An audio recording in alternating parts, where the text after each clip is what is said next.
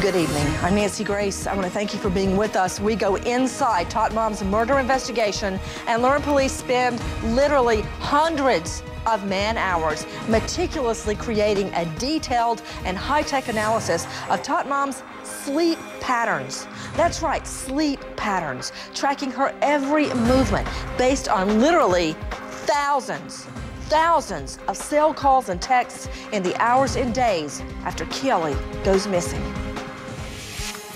Mom, I know what I'm honestly up against. Do you guys understand what I'm honestly up against? And with keeping me here, you're not helping me help myself. Investigators mapped cell phone towers near key locations. Sawgrass Apartments, where she first claimed Kaylee was dropped off with the mystery nanny. Her house, her boyfriend's apartment, even the East Orange County landfill. They even used detailed cell tower maps to trace her movements June 27th, the day she ditched her car, which investigators and even her father say smelled of death. Decomposition smell, yes, sir. And you smelled that in the car? Certain smells, sir, you never forget. The duct tape over the face, the sticker over the mouth, those are the parts of the heinous and cruel nature of the crime that then elevate this horrible crime to something worthy of the death penalty in Florida. If they think that this is going to make her plea, they're sadly mistaken. They have no witnesses, no confession. You guys have torn apart my family so much, every single one of you. Every single one of you. You don't realize what you've done to us, and you don't care. This is outrageous. It's not outrageous. This is a court proceeding. This is going to be played at a trial at some date. For your own good, please stop. So please stop it. Straight out to Martin Williams, reporter and anchor standing by there in Orlando. Hundreds of man-hours spent by police tracking her every movement. How did they do it, Mark? Well, they did it, of course, through a computer program that they have. And what they did, Nancy, was they took a look at all those cell phone pings there and text message pings that went from place to place. The only thing they cannot figure out, Nancy, is the fact that they are still trying to determine when Casey killed Kaylee and when she dumped the body. Nancy?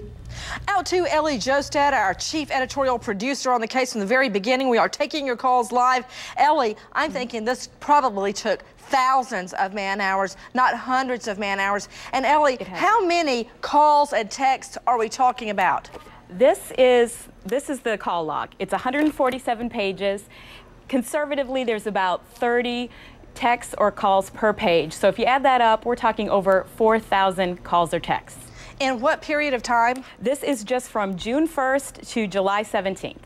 Okay, that's crazy. Now, Ellie, you have analyzed the police chart. Rosie, as soon as we can, let's put that chart up so the viewers can see it. It's extremely detailed. It's a little difficult to read unless you really know what you're looking at. Ellie, what do we learn? Well, the upshot of this chart is that Casey Anthony is texting or calling her friends and her boyfriends until 2 or 3 o'clock in the morning every night. And then she's up again at 6 or 7 o'clock in the morning calling these people, sending more text messages. Now, Ellie, tell me about when there were big holes, holes in the text. Now, you're talking about 4,000, conservatively speaking, text and phone calls. And then, amazingly, that's like how many an hour? 12 or 13, 14 an hour? But then, amazingly, there will be a chunk of 3 or 4 hours where everything goes dead. Right. The key dates here are June 17th, 18th, and 19th. Those 3 days, she has dead zones for about 2 or 3 hours in the middle of the day or the early evening, times when she's usually sending a flurry of texts, making calls, receiving, and getting texts. Joining me right now from Raleigh, North Carolina. When I say expert, I mean expert. Ben Levitan, telecommunications expert.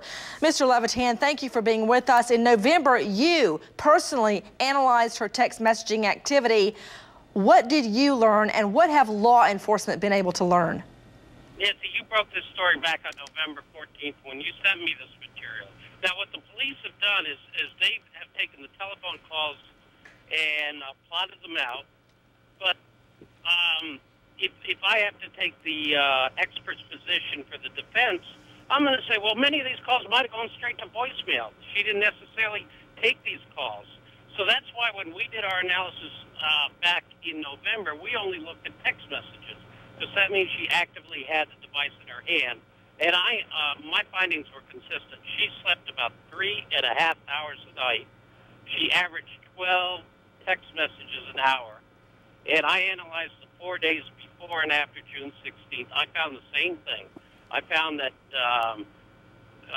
in the morning she'd get up very early and she'd send out about 60 text messages. Now, you got to imagine what 60 text messages With me from Raleigh, North Carolina is Ben Levitan, cold case expert. Cheryl McCollum with us. Cheryl, you ever laid awake feeling guilty about something? You twist and you turn, you feel hot all over. At least I have. What do you make of it? Absolutely. The reason she can't sleep is she had a dead body in the trunk. She had to keep moving. She had to hide that body, Nancy.